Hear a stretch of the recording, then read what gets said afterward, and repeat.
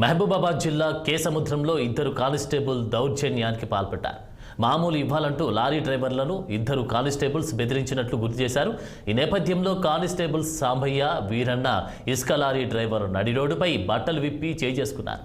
వారం రోజుల క్రితం కేసముద్రం ఫ్లైఓవర్ వద్ద ఇసుక లారీ డ్రైవర్ను లారీ పక్కకు ఆపాలంటూ బెదిరింపులకు పాల్పడ్డారు. లారీ డ్రైవర్ను బెదిరించి కిందకు దింపి వసూళ్లకు పాల్పడినట్లు పలువురు ఆరోపణలు చేశారు. దీంతో లారీ డ్రైవర్లు కానిస్టేబుల్స్పై జిల్లా ఎస్పీకి ఫిర్యాదు చేశారు. మిషన్ చూసుకో, మిషన్ ఏం తేడా ఉండదు, మిషన్ ఏం అబ్బాయి ఆడదు.